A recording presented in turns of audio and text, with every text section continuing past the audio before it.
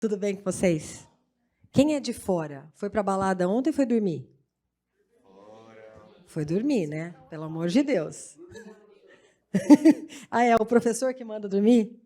Ele manda, vocês obedecem. Tem muita gente que vem do interior, né? Vem de muito longe, inclusive, né? Então, que sejam muito bem-vindos, de verdade. É muito prazer receber vocês, porque assim, o Festap ele fez super parte da minha história. Eu fui em várias edições, mas várias, e levei muita gente comigo, né? E não perguntem quanto tempo faz, porque eu não quero ficar depressiva, mas só para vocês terem ideia, elas duas já foram minhas alunas. Elas duas eu já as trouxe muitas vezes ao Festap. Então, assim, é muito nostálgico estar aqui. E é o que eu desejo para vocês. Eu desejo que vocês encontrem o caminho que elas encontraram e que um dia a gente possa estar recebendo vocês aqui no palco como convidados de empresas bacanas, de pessoas felizes e apaixonadas pelo que fazem, porque, independente dos desafios, é muito curioso, mas publicitário é feliz. Né? Você é publicitário, Daniel? É, né? Todo mundo aqui é do curso de publicidade? Sim? Então, publicitário é feliz, tá, gente? Então, põe isso na cabeça que dá tudo certo, tá? A proposta de hoje é um painel.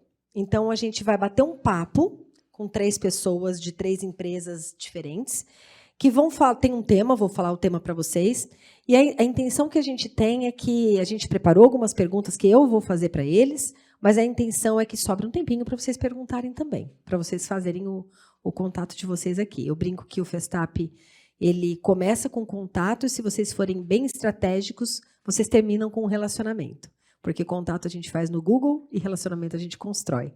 E, normalmente, a gente constrói relacionamento. Uma das opções é vindo em eventos como esse, tá bom? Então, que vocês aproveitem muito, que seja bacana para vocês, anotem, façam perguntas. São pessoas muito acessíveis, que depois deixam o LinkedIn, deixam ou os arrobas ou os e-mails, e é legal para vocês construírem essa rede, tá bom? Então, vamos lá. Bom, acho que eu nem preciso falar, meu nome é Renata, eu represento aqui a APP e represento a SPM também, tá? Eles estão me perguntando se me chamam de professora, eu falei, hoje não. Né? Hoje me chama de Renata, para dar uma descansada. Né? Vou ficar com o celular na mão, porque meu roteiro está aqui, tá, gente? Então, bora lá. Aguenta aí.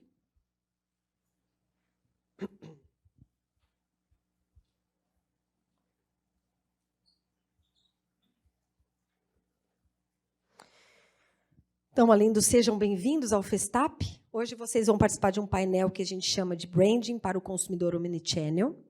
E para falar sobre a importância do branding e sua complexidade no cenário atual, a gente trouxe 3 convidados que eu vou apresentar primeiro um pouquinho sobre eles, depois eu chamo um por um para cada um fazer a sua parte. A gente tem aqui a Fernanda Jardim, que é gerente de trade marketing da Whirlpool, detentora das marcas Brastemp, Consul e KitchenAid. Líder de uma linha branca no mundo. Passou grande parte de sua carreira atuando em fast moving consumer good, em empresas de alimentos, dentre elas a Marilã. Todo mundo aqui já consumiu um biscoitinho da Marilã? É bom, né? Então, marca mais consumida de biscoitos do Brasil. E Jazan Alimentos, atuando com doces, confeitos e chocolates. Então, essa é a Fernanda. O Daniel Pacnes, é assim? Sim. É gerente de comunicação da Zamp, master franqueada Burger King e Popeyes do Brasil, assumindo em junho de 2021. Com mais de 12 anos de experiência em agência de publicidade, Daniel trouxe para a Zamp toda a sua expertise nas áreas de planejamento e mídia para os projetos de marketing e inovação da companhia. Daniel. E a Karina Frabetti, é líder criativa e facilitadora de soluções. Ela é ex-head de criatividade do iFood, criadora do primeiro panorama in-house Brasil. Com 20 anos de experiência, já trabalhou com as maiores e mais importantes marcas do Brasil e América Latina. E depois de 4 anos liderando a criatividade in-house do iFood e realizar a primeira pesquisa Panorama in-house Brasil, continua querendo saber como é que faz para ir mais longe. Essa é a Karina. Nessa hora, a gente pode bater palmas.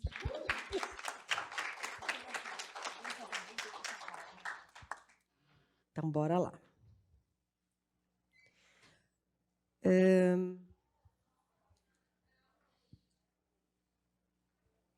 Então, para falar sobre a importância do... Que legal, internet. Aguenta aí, gente.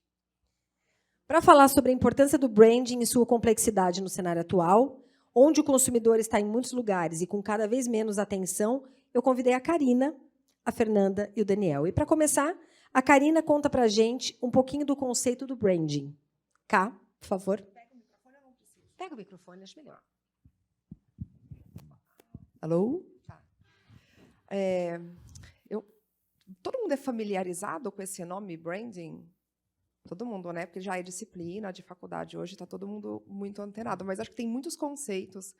E uma coisa que eu vi, né, ao longo da minha experiência é que branding é um verbo.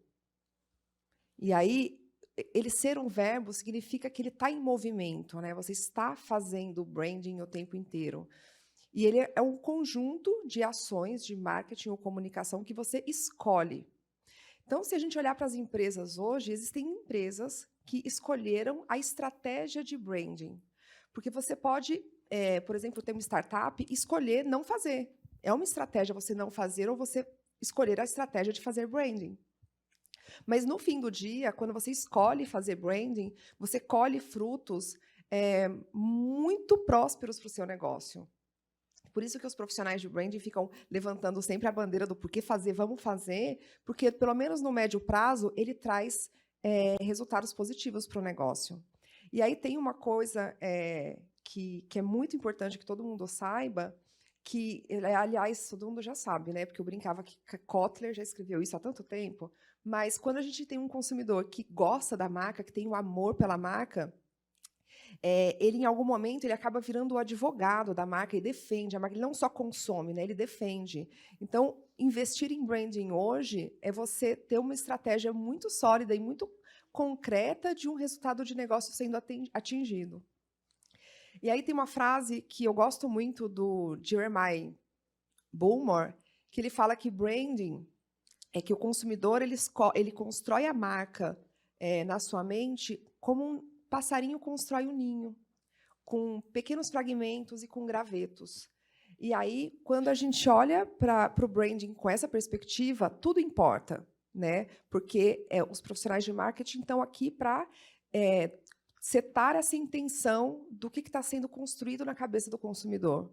Então, importa um evento que a gente vai fazer, importa um e-mail que vai ser mandado, um push notification no aplicativo, importa muito, porque está tudo sendo parte dessa estratégia de construção de marca. E aí, quando tudo importa, e a gente tem hoje muito mais meios, é que entra essa camada de complexidade do omnichannel. Porque, se tudo importa, como é que faz a partir de agora? Exatamente. Vamos aproveitar o gancho da Karina sobre essa complexidade. E aí, Fernanda, fala melhor. O que você entende sobre isso e como você pode desdobrar essa introdução da Karina? Bom, primeiro, excelente descrição, né, da Karina em relação ao branding. E eu vou tentar exemplificar aqui na prática o que eu entendo de omnichannel, o que eu entendo de multicanalidade. Quem aqui, vou levantar, tá, Rê? Quem aqui já acordou com vontade de comprar? Levanta a mão. Eu. Quem aqui já levantou com vontade de comprar?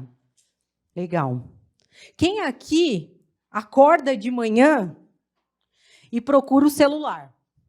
Quem aqui acorda de manhã e procura o celular? Bom, quase 100% das pessoas acorda de manhã e procura o celular. Oi? Nem procura, já. Ela nem procura, ela já sabe onde está. Sensacional. Bom, eu vou exemplificar o omnichannel do que eu vivi recentemente na prática e com força, eu costumo dizer, que foi na minha transição de Marília para São Paulo. Eu trabalhava na Marilã e recebi um desafio para vir para a Whirlpool, Consul e Brastemp. Por favor, comprem geladeira, fogão, micro-ondas, né? E recebi o desafio de vir para São Paulo. E recebi o desafio de morar sozinha, sempre morei com os meus pais, meu pai está aqui, né? E recebi o desafio de montar uma casa inteira. E aí eu vou exemplificar um dia para tentar traduzir para vocês o que é o omnichannel. Simplesmente eu acordei, estava morrendo de vontade de comprar, porque eu não tinha nem colchão. E aí eu comprei uma cama quântica, recomendo aqui. Eu levantei, automaticamente eu levantei, peguei meu celular, óbvio, né? E tinha lá um push da Lu, da Magalu. Quem conhece a Lu da Magalu? Fernanda, lave e seca, melhor preço, Brastemp, compre. Pum, cliquei. E eu, como uma boa consumidora, uma caçadora de promoção, eu fui lá e procurei se realmente era o menor preço, e eu já tinha ido no offline, eu já tinha ido na Magalu, na Casas Bahia, na Colombo, eu já tinha procurado em todos os lugares e realmente era o melhor preço. Pum, comprei. Me troquei, fui para a academia, da academia, tomar um café, automaticamente, Instagram, Facebook, LinkedIn, atualizar os contatos, né? E fui recebido por um WhatsApp para comprar o jogo de panelas da Red Silver. Opa, compre agora promoção, 5 panelas com tampa, a 759. Detalhe, cada panela dessa custa, em média, 200 a 300 reais. Pum, fui lá, me cadastrei e comprei. Automaticamente, eu não cozinho, mas os amigos que forem em casa, eu sei que a Cá tem várias habilidades aí na cozinha, eles vão cozinhar para mim, porque eu ainda não aprendi. Na verdade, eu usei meu fogão, eu acho que 5 vezes para esquentar a água. Mas, como a gente tem iFood, né, e Burger King, isso salva nosso processo. Beleza. Aí eu fui, comprei e fui para uma reunião às 9, que é uma reunião de staff de realmente negócio, de revisão de negócio. E eu, 5 minutos, aquele quebra-gelo, né? Já conheci 2 pessoas que também moravam no Ipiranga, como eu moro, do lado da Whirlpool, para facilitar a minha vida. E já peguei dicas de manicure, restaurantes. Então, o tempo todo conectado. Chegou no final do dia, simplesmente eu conectada com 2 computadores, de um lado montando minha casa, do outro trabalhando, né, porque eu precisava ter onde dormir, o que comer, uma geladeira para colocar água e assim vai.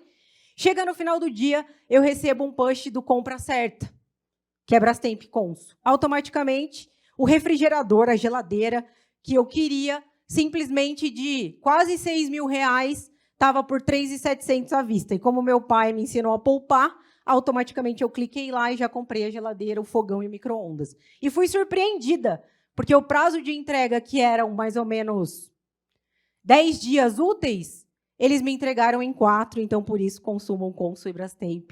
É bem efetivo. Moral da história, galera. O que é Omnichannel? Omnichannel é isso.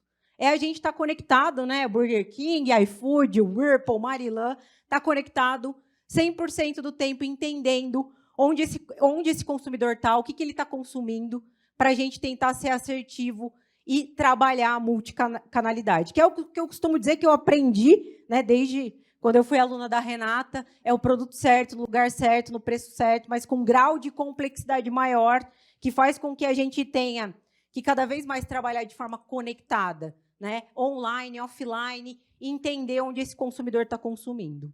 É isso, para mim, que é o Omnichannel. Espero que eu tenha traduzido da forma mais adequada para vocês. Super. Bora lá. Muito bom. Como é que rola tudo isso no Burger King? Você sabe? Você pode contar para nós? Não tem o nível de detalhamento e nem a profundidade que ela tem. Uma aula que a gente teve aqui agora. Mas, claro, assim, eu acho que, primeiro, quando a gente fala de branding com Burger King, acho que o Burger King é uma marca que está aqui no Brasil há 12 a 15 anos.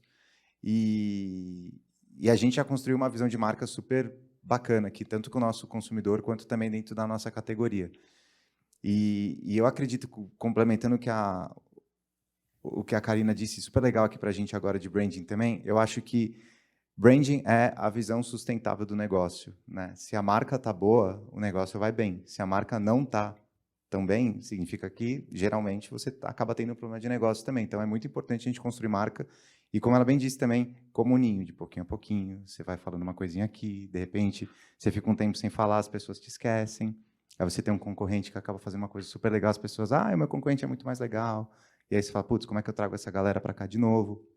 Então, no BK, a gente olha de 2 formas assim também, né? O branding, ele é tanto a gente construir a nossa marca, quanto a gente encantar e atrair novos consumidores. Isso a gente faz por meio de produtos novos, experiências bacanas, a gente convida as pessoas para ir para as nossas lojas são prontas para receber as pessoas, a gente olha muito no dedo no pulso a opinião do consumidor do nosso atendimento, dos nossos produtos, por pesquisas de NPS que a gente tem. Então, cada vez mais a gente foi colocando o consumidor no centro da história que a gente foi fazendo e, a partir do consumidor no centro, a gente foi construindo a nossa estratégia Omnichannel, que a Fê já falou bem aqui para a gente como faz, né?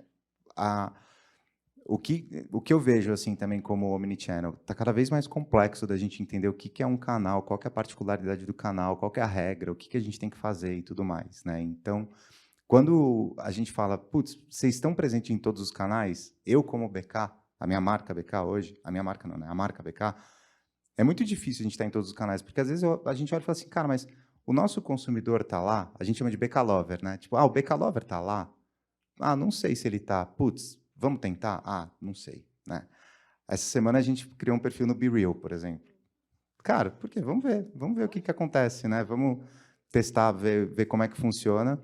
E a gente entendeu que o mais legal para a gente entrar no BeReal era apresentando o delivery do BK. Delivery, temos aqui também nossa embaixadora de delivery no iFood. E olha só que legal, estamos testando, estamos vendo como é que é. Quando a gente entrou no TikTok no ano passado, a gente começou entendendo como que era a natividade da plataforma, como a gente ia ganhar relevância para aquele consumidor também. E a gente foi construindo a nossa percepção de marca mais contemporânea, que está presente na plataforma, entende as particularidades e tudo mais. E até uma hora que a gente também colocou o nosso delivery em evidência lá e a gente fez o dueto delivery, que você podia fazer um pedido no TikTok, fazendo um dueto com o nosso atendente. E aí, enfim, se você preenchesse ali alguns pré-requisitos para receber seu pedido em casa, você tinha um desconto no delivery do BK. E a gente transformou o delivery do TikTok em uma das lojas que mais teve pedidos assim na história do BK. Foram, acho que, se não me engano, 500 pedidos em 24 horas que teve. Assim. Aquele menininho trabalhou bastante aquele dia lá. E aí, por que eu estou falando tudo isso? Assim, né? Hoje, para o BK, para a gente falar de omnicanalidade, a gente tem que olhar também aonde está o nosso consumidor e como eu vou identificar esse consumidor. Né? Porque a gente vai entrar em 2023 com uma mudança muito forte dentro da nossa indústria, que vai ser a era sem cookies. Então, eu não vou mais conseguir entender, o Dani, ele gosta de entrar no UOL, aí ele vai na página de esporte, depois ele sai de lá, ele vai ver o que está acontecendo em viagens e tal, então eu sei que o Daniel gosta de esporte e de viagem. Eu preciso começar a ter os dados do Daniel para saber quem é o Daniel, aonde ele está, o que ele compra, qual é o hábito de costume dele aqui dentro do BK, para eu entender e entregar cada vez mais ofertas que dentro de uma faixa horária, ou qual é o gosto do Daniel. O Daniel está fazendo uma dieta hoje, então acho que o cara tá mais propenso a ir por esse lado de produto ou não. E a nossa fonte de dados hoje é o Clube BK, que é o nosso programa de loyalty, que inclusive, posso fazer uma propagandinha aqui, é a forma do BK de você comer no BK sem pagar. Né? Então, assim, você compra no BK, cada R$1 é 1 ponto, você pode trocar depois por um Opera, se você quiser, por um combo, etc. E tal. Então, óbvio, eu não consigo chegar tão no granular como a Whirlpool chega, mas dentro da nossa indústria, da nossa marca, a gente consegue identificar o consumidor dessa forma para a gente realizar negócio. Quando a gente fala de branding omnichannel, como eu já falei, está cada vez mais complexo da gente entender como ter cada canal, mas como a gente olha em comunicação, e a comunicação do BK é algo muito forte, a gente tenta entender quais são os meios, quais são os veículos, quais são os parceiros que conseguem se adaptar melhor à mensagem que a gente quer dizer. Então, tem muita ideia muito legal que a gente fala no final, putz, mas, não faz sentido a gente conseguir colocar... eu falei do BeReal agora, mas há mais ou menos um ano atrás, a gente tentou entrar no OnlyFans. E aí eu falei, eu vi umas sobrancelhas levantadas aqui, assim. Mas a gente falou, como que a gente vai fazer isso, né? Ah, mas tem sentido? Dá para entrar? Não dá? E aí, quando a gente estava desenhando a ideia, o iFood teve uma ideia muito igual. Nunca te contei isso, né? Mas teve. Eles fizeram... Eu morro de inveja dessa do dueto. De qual? Do dueto. Morro de inveja dessa. Não, aí eu morro de inveja do que vocês falou fizeram do OnlyFans. Desde o começo que a gente estava... Você foi o último a entrar no grupo, ela falou, tenho inveja do Burger King nesse sentido. Porque eu achei o máximo isso, ela falou. Não, mas... Deixa eu só contar uma particularidade. O iFood tem um contrato de exclusividade com o McDonald's, então a gente não tem Burger King na nossa plataforma. E eu olhava para o marketing do Burger King e falava, caramba, que incrível, porque eles são muito inovadores, eles são muito disruptivos. E tudo que eu queria era poder fazer uma parceria, né? Era fazer alguma coisa muito louca assim junto, e não pode. Não podia. Que desmotivador. Mas porque não tem, né? A gente não tinha essa relação. E aí é uma questão comercial muito maior, assim, mas continua, Dani. Não, imagina. A troca é rica quando a gente tem outros pontos de vista também. Então, assim, a gente acaba renunciando também parte da ideia da estratégia, porque a gente acaba vendo que o canal não tem aderência assim, para para a nossa ideia. E ainda mais pós-pandemia, a gente vê que bastante canal está ganhando protagonismo de novo. Assim, né? O cinema está retomando, rádio está ganhando muito protagonismo mais uma vez. Então, isso ajuda a construir uma jornada de comunicação bacana para trazer uma ideia. Só para encerrar, eu trouxe um casezinho que a gente fez, que conta bastante do BK, sobre como a gente vê omnicanalidade desde o ponto de vista de comunicação. Eu acho que você contou bastante bem como fazer uma jornada de conversão de compra, mas eu queria dividir com os alunos se a gente pode mostrar um case nosso. É uma ideia que veiculou esse ano, no começo do ano, que é o Dentro do Mundo de Games. Eu acho que todo mundo aqui deve gostar de games, deve falar, ai, lá vem mais uma marca falar de games com a gente, né? Pode falar? Mas eu vou deixar o videozinho passar aqui, depois a gente conversa mais um pouco. Eu acho que eu dou um passinho para o lado. Boa, Parecer. você coloca para a gente. Você apaga a luz, por favor, para a gente?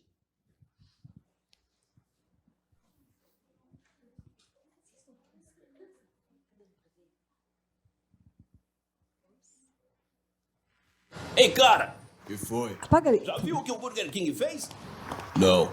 Eles fizeram uma campanha gamer. Uau! E não é isso que todas as marcas do mundo estão fazendo? Mas dessa vez é diferente. Eles estão rindo dos nossos bugs. Dos nossos bugs? Fudeu!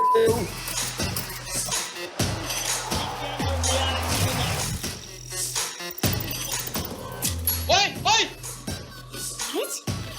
Parar a gameplay. Eita! Que é isso? Que eu tô... Que? Você está me dizendo que o Burger King bugou seu app que estava perfeito e escondeu ofertas especiais lá? Tá um lance totalmente bugado aqui. Sim, senhor presidente. E não foi só isso. Eles também bugaram o Whopper. E todo mundo enlouqueceu. Mas batata frita aqui dentro, mano, do Whopper. Nugget, onion ring.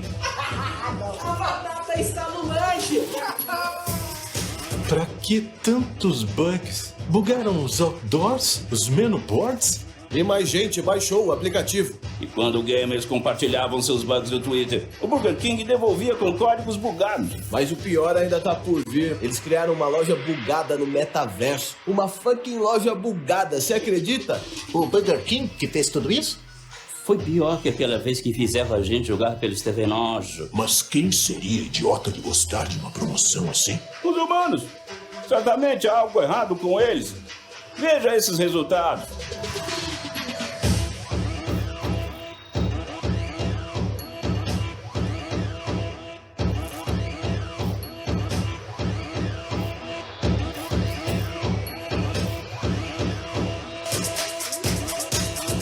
Então tá, acho que eu vou dar um pulinho no BK e saborear um Whopper. Fudeu.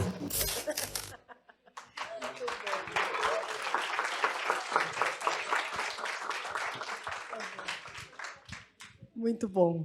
É muito bom. É isso, é como a gente consegue ver como a ideia se desdobra em outros canais, né? Então, a gente vê assim no case e fica super legal, mas imagina a dor de cabeça que é eu virar para o pessoal e falar assim, então, pessoal, vou bugar o Whopper, vou bugar o app, sabe? Tem gente que trabalha para garantir a segurança do app para falar que não vai ter problema, né? Então, é um pouco por aí que a gente consegue trabalhar a omnicanalidade em ponto de vista de comunicação. Certeza. Você falou antes de eu fazer a primeira pergunta aqui, você falou uma coisa que eu falo muito dentro de sala de aula, que hoje em dia, além da preocupação com o branding, da preocupação, né, com os multicanais, etc., com as infinitas plataformas de comunicação, afinal de contas, na nossa época, um pouco para trás, a gente só convivia com a telinha da TV, né? Agora a gente tem infinitas telinhas. Eu sempre falo que hoje a marca ela tem que se preocupar demais em criar experiências para o consumidor, né?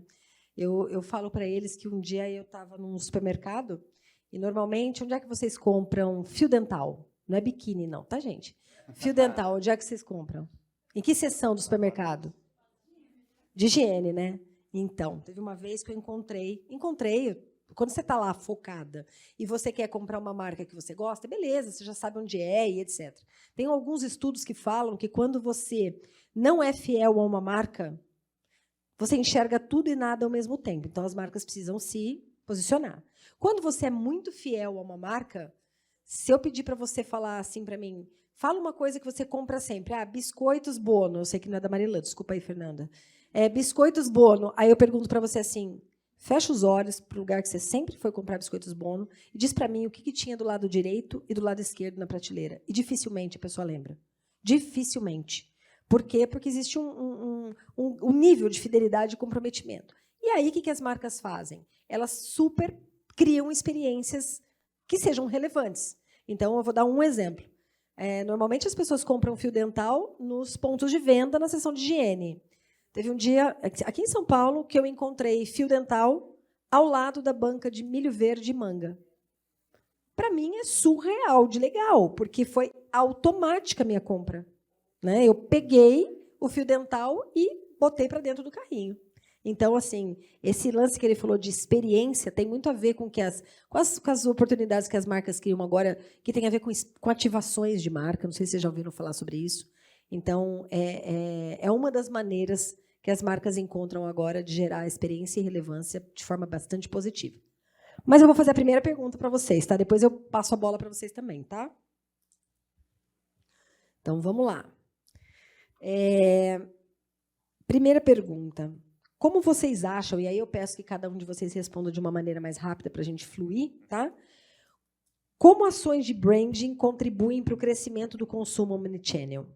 Porque a Ká falou, né? Às vezes não necessariamente a gente precisa, não é uma estratégia cuidar do branding. Mas como é que vocês acham que ações de branding podem contribuir para isso? Quem quer começar? Vai, Ká. Acho que esse exemplo que você usou, né, essa fala sua, Rê, é isso. Assim, quando a gente começa a estudar um pouquinho de neurociência, por exemplo, tem uma coisa que o nosso cérebro ele cria uma visão seletiva do que você está olhando. E aí eu crio simpatia, afinidade. De alguma maneira, quando a gente está falando de consumo físico, né, numa loja, eu olho para uma praça de alimentação, eu vou olhar para uma loja do Burger King e vou sentir mais afinidade, vou me sentir atraída por aquilo. Eu, por exemplo, quando estava grávida, eu só ia no Burger King, eu não sei porquê, tinha uma coisa dentro de mim. E era mais simpático. Eu achava mais simpático, sabe? Olha, você é mais bem recebida ali, eu estou grávida, você é mais bem recebida. Eu comia toda sexta-feira, eu comia um Whopper. No Shopping Osasco União, naquela época. Porque tem isso, assim, você olha para o concorrente, tem uma vibe estranha ali, sabe? Muita gente, uma loucura ali. No Burger King está todo mundo feliz ali, prontinho para me receber. Então, quando a gente fala de experiência física, tem uma seleção muito forte, né, do nosso cérebro de perceber essas coisas. Quando você vai para o mundo digital, que o bicho pega mesmo, né, porque a gente tem 3 segundos de atenção, eu não sei se vocês já tiveram acesso a essa pesquisa, o Facebook mostra para a gente que a gente tem 3 segundos de atenção, é a atenção de um peixe. Então, a importância do branding é maior ainda, porque você tem que gerar um reconhecimento de marca, você tem 3 segundos para a pessoa clicar e fazer o que você pediu para ela fazer. Tipo, é muita coisa. No iFood, eu cuidava de performance. Então, eu estava bem aí nesse pedacinho de... Precisa ter 3 segundos. Eu preciso capturar a atenção das pessoas. Quantos pushes a gente recebe por dia? A Fê, só no caso dela, contou 2 exemplos. Eu fiquei assim, maior feliz, porque o iFood foi precursor de criação em push notification. Né? Quantos títulos você falou que você fazia mesmo? A gente faz copy, mais ou menos, por mês, quase 3 mil criativos. É por isso que a estratégia vai tão acertada, né? Então, assim, a base de dados hoje não é um cluster maravilhoso de temos aqui esses 4 perfis. Não é tão simples assim, né? A complexidade do CRM está uma loucura. Então, a gente não tem 2 estratégias, 2 pessoas. A gente tem, sei lá, 60 tipos de base. E aí a gente vai mostrando os restaurantes. E aí, se você quer que seja relevante para aumentar a performance, você precisa ser assertivo na criatividade, né? Não adianta só eu ter uma oferta maravilhosa, mas aí se você tem uma oferta e tem o momento da pessoa pronto para comprar, você consegue comprar. Mas se você não tem a oferta tão relevante, você entra com a parte criativa e consegue ali todos os dias com aqueles grãozinhos, com aqueles gravetinhos, com aquelas migalhinhas. No caso do iFood, 6 vezes por dia, é uma média de envio de push por pessoa. Todos os dias você vai conseguindo construir a marca nesse ponto.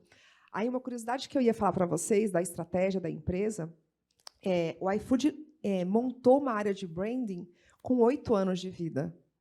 Então, assim, o branding do iFood está Aliás, o iFood engatinhando. ele é gerido por pessoas muito novas, né?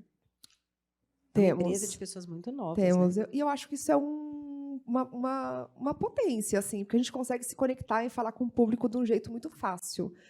Não entram em 1000 discussões, assim, não tem aprovadores assim muito burocráticos. Essa questão de você ter autonomia para fazer o seu pedacinho ali é uma coisa muito, muito forte. Acho que é uma característica de startup, de empresa que começou agora, que tem uma coisa de test and learn frequente. Então, o Dani falou, tem uma rede nova, será que a gente deveria estar lá?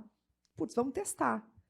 Sempre com MVP, né? Sempre com a mentalidade de MVP, que é o valor, que é o mínimo produto viável. É uma coisa de tecnologia que a gente começa a aplicar no marketing muito facilmente, que é, eu tenho uma ideia, eu acho que pode dar certo, mas eu não sei se eu vou dar certo. Eu vou botar milhões nessa ideia? Não. Eu faço pequenininho, eu testo, eu aprendo, eu vejo o que dá certo, eu vejo se conectou com o meu público. Se deu certo, aí eu coloco os meus milhões, assim, ou os meus milhares, né, dependendo da empresa. Eu não vou chegar e apostar mais de um jeito maluco que era feito antes. Eu acho que, comparando assim com, sei lá, até 10 anos atrás, não é nem 20, tinha uma grande campanha, uma grande produção, fazia-se uma pesquisa até, né, para ver se a comunicação estava indo no caminho certo ou não do consumidor, mas, mesmo assim, uma pesquisa é feita numa amostra de um possível público, né? Não é exatamente a pessoa que está consumindo.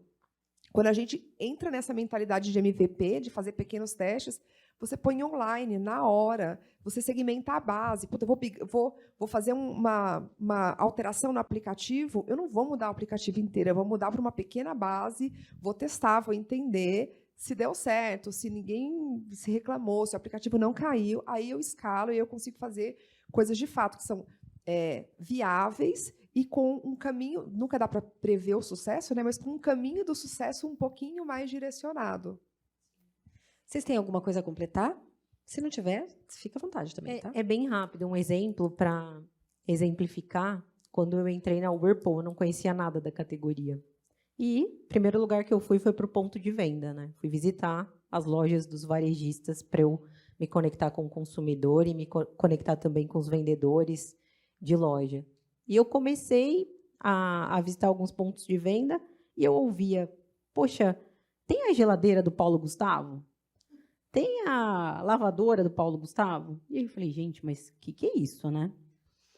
Aí fui perguntar, o que é a lavadora do Paulo Gustavo? O que é a geladeira do Paulo Gustavo? E me contaram de um case recente que tinha acontecido, até, infelizmente, antes dele falecer, né? Porque era uma pessoa maravilhosa.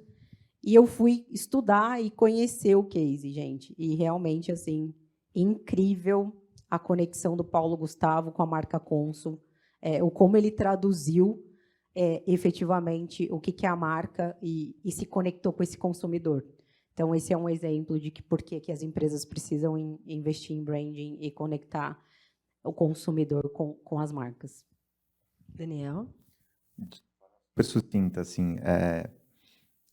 A gente está vivendo uma era onde as marcas têm que parar de interromper e passar a entreter. Né? Então, Paulo Gustavo fala super sobre isso. E por isso que a gente tem que ser cada vez mais estratégico e assertivo nas comunicações. A gente teve 2 exemplos aqui que mostra e comprova como a gente tem que parar de interromper e passar a entreter. É isso. Vou fazer mais umas 2 perguntas, depois a gente passa para vocês, tá? Vou pular algumas aqui por causa do tempo. Diz para mim, gente, na prática, como funciona o desenvolvimento de uma campanha com foco em branding, da concepção da ideia à execução nas pontas? Quem começa? Vou falar mais rápido aqui, gente. Eu acho que eu tomei muito tempo no início, mas as campanhas elas sempre têm que resolver um problema de negócio. Então, qual é o problema que a gente tem hoje? E eu ouvi no BK essa semana uma frase que eu esqueci, né? Tipo, a gente tem que se apaixonar pelo problema, não pela solução. Então, qual que é o problema que a gente tem que resolver? E a partir daí a gente busca as formas de como a gente consegue resolver o problema. O caso que a gente mostrou aqui agora era, cara, eu estava perdendo a aderência num público que estava muito conectado dentro de um território de game. A gente precisava buscar a forma de conectar com esse público e cravar a entrada do BK lá dentro. Né? Então, de forma prática. Hoje, a gente tem uma parceria muito próxima com a nossa agência de publicidade, chama David. Adoro a galera da David, assim, meus amigos pessoais, eles se tornaram. E a gente discute abertamente os nossos problemas. E a gente fala assim, cara, não vamos derrubar a ideia, né? Vamos acreditar na ideia, porque fatalmente, por alguma ou predisposição técnica, ou por algum problema de veiculação, ou falha de entrada na grade, alguma delas vai cair. A gente erra quando não tem opções. Então, obviamente, isso demanda uma janela de produção maior. A gente precisa ter um tempo grande para a gente poder fazer PPM, orçar, desenhar estratégia. Eu troco muito com o time de mídia e o time de CRM para a gente conseguir trabalhar todos os pontos de contato, como que isso vai para a loja. Aí eu tenho uma outra agência parceira, que é a DM9 agora, né? Que é a agência que olha para as nossas lojas, ativações de trade marketing, ativação de experiências, e a gente casa o que a gente faz no topo do funil, se eu for falar assim, o awareness e a consideração, e o que eu estou fazendo na base do funil para falar de conversão, e aí é quando as pessoas já estão dentro da loja. Isso daí vai me demandar bastantes meses de produção de campanha, mas de forma prática e rápida, assim, é isso. Uma que a gente grande tem que fazer. costura, né? É uma grande costura, porque tem que estar todo mundo no mesmo tom, pelo menos, né? Exatamente. Para ter uma unidade de discurso, né? Uma coisa que faça sentido. Fê, quer completar? Quer completar, cara? Deixa eu só fazer uma pergunta. Quanto tempo demora uma campanha grande, uma campanha promocional grande para vocês? Do briefing até o dia do Go Live. Depende do tamanho, né? PMG, GG, essas coisas assim. Hoje, a gente está com a campanha do Bob Esponja. Né? A gente está com brindes do Bob Esponja e tem o combo do Bob Esponja e tudo mais. Essa a gente ficou 6 meses para trabalhar. A do Stranger Things foram de 10 a 11 meses para a gente conseguir colocar de pé. Então, mas e aí tem que negociar com muitas partes, né? Com muitas partes. Com muitos brinde, gente. Né? O brinde é feito em algum lugar do mundo, né? Acho que tem uma complexidade bem grande, assim. É um relógio, assim, é um reloginho suíço, cara. Cada passo, assim, tem que estar interligado. Tal. A Elara, que está aqui, também é da nossa agência Loures, agência de... Não sei se fui eu. Desculpa. Obrigado.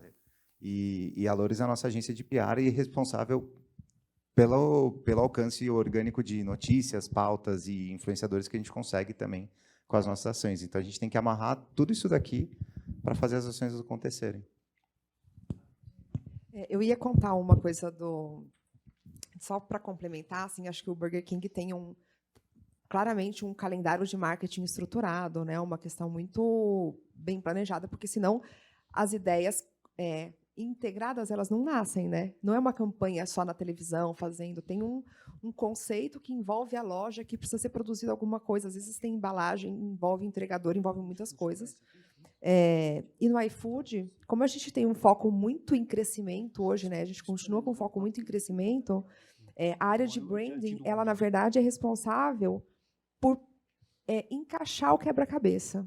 Então, enquanto tem uma área de comunicação de varejo focando nas promoções apenas, a área de branding tem um timinho lá que foca em inovação, e aí a gente fala de iFood no game, a gente fala de lojas, parceria com a Netflix, assim. Então, tem muita gente fazendo muita coisa ao mesmo tempo.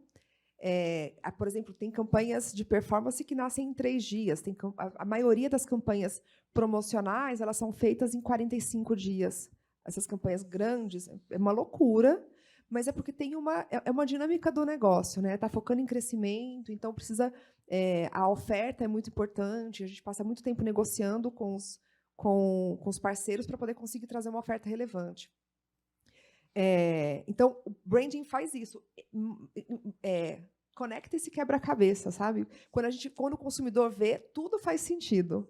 Mas lá dentro é uma correria, parece um formigueiro, assim, tá todo mundo trabalhando o tempo inteiro, e assim, a pessoa que está do meu lado está fazendo a inovação, mas eu estou vendo o que está acontecendo, mas não sou eu que estou fazendo, sabe? É muita gente fazendo muita coisa ao mesmo tempo, e do lado de fora está tudo funcionando, sabe?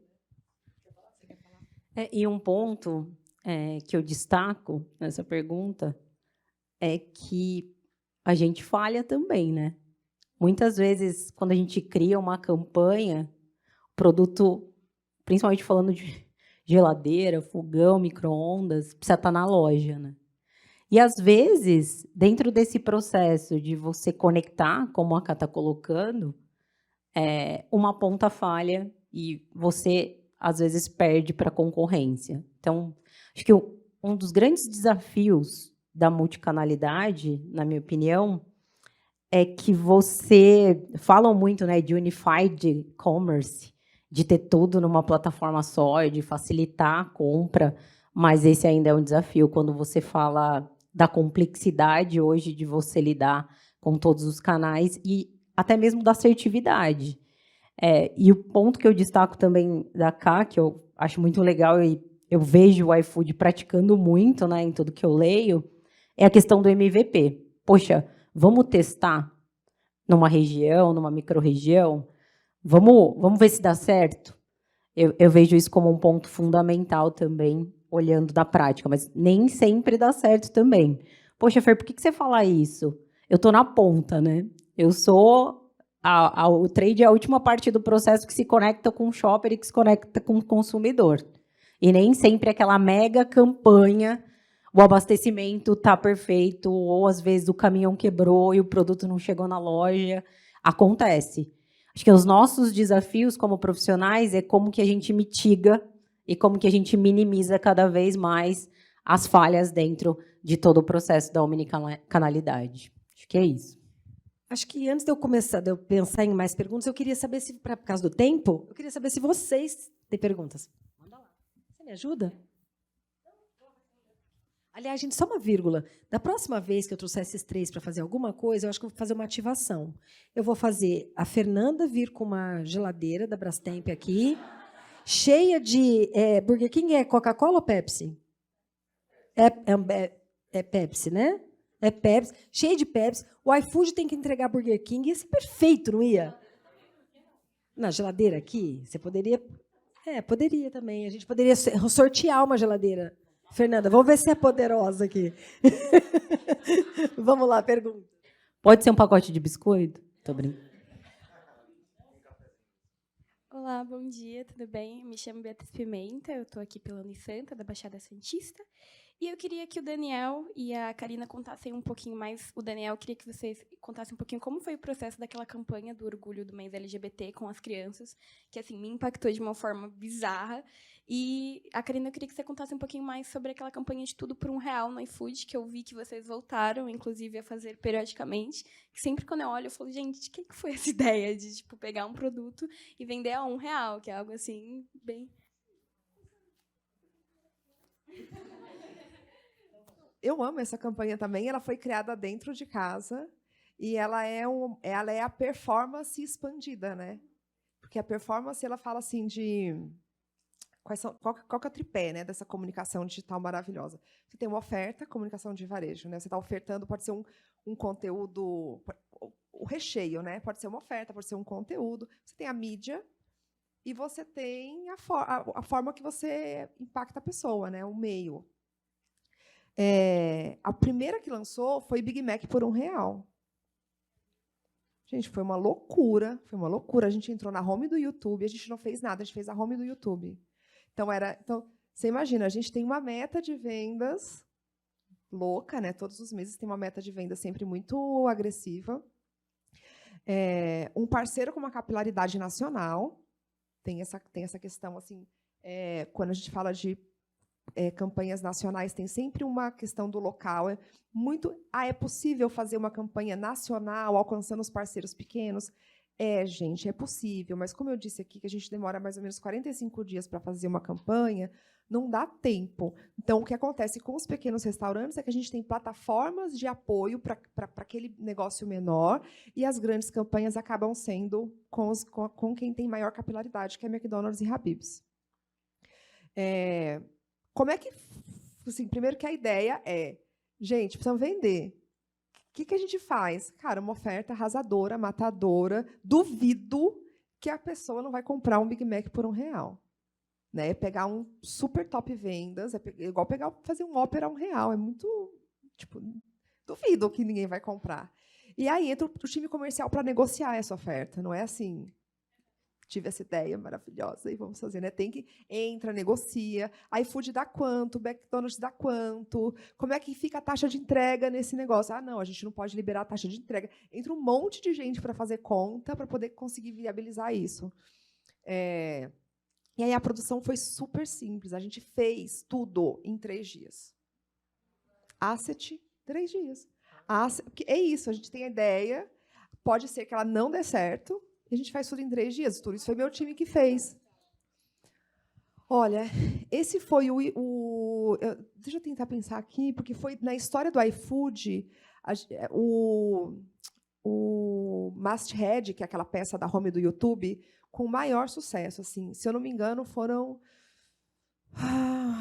eu vou chutar próximo de 60 milhões de impressões, porque a home do YouTube tem 90, né?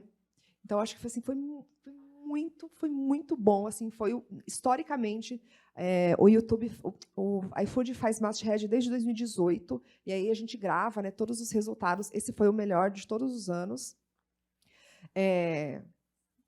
Não preciso nem falar que o McDonald's vendeu que nem um maluco. A gente faz, geralmente, promoção para novos usuários.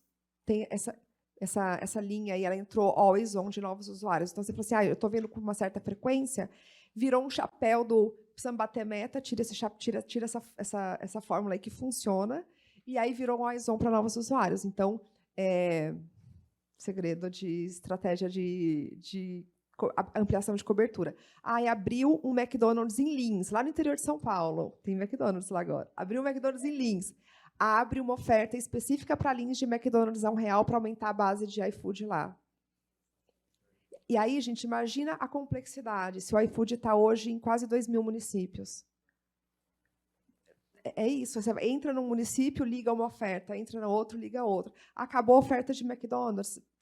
Como é que a gente consegue continuar naquela cidade com relevância? O time comercial entra abrindo outros restaurantes, porque já tem a base de clientes, agora entra o time comercial abrindo restaurante. Uma loucura. É uma operação realmente... parece simples, porque a gente não vende o produto de fato, né? É uma tecnologia, é um marketplace, mas é uma orquestra que tem que ser feita, assim, muito no detalhe. Imagina, mó legal. Sobre a campanha de orgulho do ano passado, quando eu cheguei no BK, ela já estava prestes a sair. Então, todo o crédito da campanha é do pessoal que estava antes de mim. É a Thaís Nicolau, que estava como diretora, Felipe Botton como gerente na época, e a Stephanie Pelin, que hoje, acho que, se não me engano, está no Mercado Livre. E ali, eu acho que tinha, como eu falei, né, a gente tem que entender qual que é o problema que a gente quer resolver. E o BK é uma marca que ela dialoga com a comunidade LGBTQIAP+. E o que a gente tinha visto ali era, em um momento que estava chegando o mês de celebração do orgulho, há poucos meses antes, houve uma fala muito forte, assim, que repercutiu bastante na mídia, que uma pessoa muito influente do país falou, cara, como é que eu vou explicar para os meus filhos, 2 homens, 2 mulheres se amando, né? E aí, o nosso insight foi, cara, não vamos explicar, deixa as crianças falarem o que isso daí significa para elas. E isso é o ponto de vista puro sobre o que é o amor, né? A gente não colocou R$1 de mídia para impulsionar o post, nada. Foi a mensagem que repercutiu por si mesmo. Mas o pós da campanha, assim, Olha, bem, enquanto eu vou construindo aqui o raciocínio, eu vou pegar os números da Elara. A gente fez... Ela é incrível, gente. Obrigado demais, Elara. A gente teve, durante quase 10 dias, assim, uma repercussão enorme. A gente foi 3 vezes trending topic global, hashtags defendendo a gente, também ofendendo a gente, assim, também, né? Mas, assim, eu acho que, no final das contas, o que a gente percebe você nunca vai conseguir agradar todo mundo, né? Mas é importante você ter a sua posição, a sua postura. Eu vou ler aqui o que a Lara me passou, tá, gente? Ao vivaço aqui, ó. 3 vezes trending topic global no Twitter, viu? Não estava errado. Mais de 500 mil impressões na mídia, 1.000 matérias na imprensa. 4 políticos foram indiciados por discursos homofóbicos contrários à campanha. Acho que, enfim, tem um caso muito emblemático aqui que a gente tem. Desse apresentador que perdeu 60 patrocinadores por comentários homofóbicos sobre a campanha. Eu virei melhor amigo do jurídico por conta dessa campanha. Eu tinha, 10 dias do BK. É um cara que eu adoro lá dentro. A campanha provocou debates em 7 câmaras de vereadores e no Congresso Nacional. Inclusive, a gente foi chamado para depor no Congresso por conta de uma campanha que não tinha nada, a não ser um ponto de vista sobre o amor. Gente, não vai dar para fazer mais perguntas. É uma pena. Antes de eu encerrar e dar tchau para a Karina, eu vou sugerir para vocês os 2 próximos painéis que vão estar aqui. Painéis não, palestras. O próximo é da Ana Cortá, que é uma mulher... Ela arranca lágrimas. É demais. E o terceiro, você não vai acreditar quem vai estar aqui. O Cláudio, marido da Cris, que é um baita, que vai falar sobre metaverso. O Claudião da Druid? Aham. Fiquem. Viu? Fiquem. Viu? E aí, tem várias palestras depois dos auditórios. A última desse auditório, vocês vão conhecer também, o Fábio Tachibana. O Tashi Banner. Fiquem. São muito bons. Fiquem, pessoal. Fiquem. E aí, para indicar um muito bom também que vai rolar no Verde, que não concorre com esses, que é das 14 horas, é o Murilo Moreno, que é o pai dos pôneis malditos. Ele vai contar também toda essa história. Também. Muito bom. Gente, olha só. É sério, eu já fiz vários painéis em várias oportunidades dentro da SPM, em outros congressos, mas, de verdade, eu acho que eu não poderia ter escolhido pessoas mais incríveis para estar nesse painel. Que leve que foi. São 3 pessoas que, cada uma do seu jeitinho, deram um show aqui, um show de didática. Quem sabe um dia vocês pensem em dar aula? Acho que vocês levam o maior jeito. Vocês sabem que colar em mim ou vira palestrante ou vira professor, né? E aí, assim, vocês 2 já têm problemas porque vocês têm uma história antiga comigo. Você vai se arrepender amargamente de ter me conhecido, porque eu não vou te deixar em paz agora. Quem me conhece é verdade, não é, gente? Eu colo mesmo, né? Então, olha só, eu queria muito, muito, muito agradecer Fernanda, que deu um show aqui. Muito obrigada. Aliás, fala para eles como é que eles te acham no LinkedIn. Fernanda Jardim. Tá, gente? Como diz um palestrante, eu não sou uma flor, eu sou um jardim inteiro. E são pessoas muito incríveis que a gente tem que começar a construir relacionamento mesmo, tá? Porque o mundo é muito pequenininho. E olha só, eu falando dos convidados, todos já conheciam, só para vocês terem noção. Cá, como é que as pessoas te acham no LinkedIn? Karina Frabete. Gente, é Frabete, tá? Com 2 T's. No Google só tem eu, Karina. Muito bom, muito bom. Dani, como é que as pessoas te acham? Eu sou D e Pacnes, como meu sobrenome que está na fichinha daí. Na programação de vocês. Eu espero muito que vocês tenham gostado, que vocês tenham absorvido um pouquinho do conteúdo daqui, dos desafios de ser publicitário e de trabalhar nessa indústria que está cada vez mais complexa e muito aderente, porque, ao mesmo tempo, quando a gente chega numa sala de aula para um aluno de primeiro semestre e fala assim, que área você quer? Vê se não é verdade, gente. Normalmente, no primeiro semestre, ele fala assim, tem gente que fala, eu quero marketing. Aí tem gente que fala, eu quero criação. Tem muito mais coisa que isso, sabe? Tem muitos desdobramentos que a gente pode aproveitar, trabalhar em vários segmentos, de um lado da mesa, do outro lado da mesa. Eu acho que é isso que constrói esse profissional do futuro, que tem uma visão 360 e que sabe atuar de forma 360. Porque o desafio de vocês é muito grande. Na nossa época, tinha desafios também, mas o de vocês é muito complexo. Porque as pessoas hoje fazem 5 milhões de coisas ao mesmo tempo. E vocês têm que saber como é que encontra essas pessoas, né? Continuem nessa sala, que a próxima convidada já chegou. E fiquem, tá? Porque vocês vão curtir pra caramba. Uma salva de palmas. Fê, Karina, Daniel. Muito, muito show. Muito, muito obrigada mesmo pela participação de vocês, tá?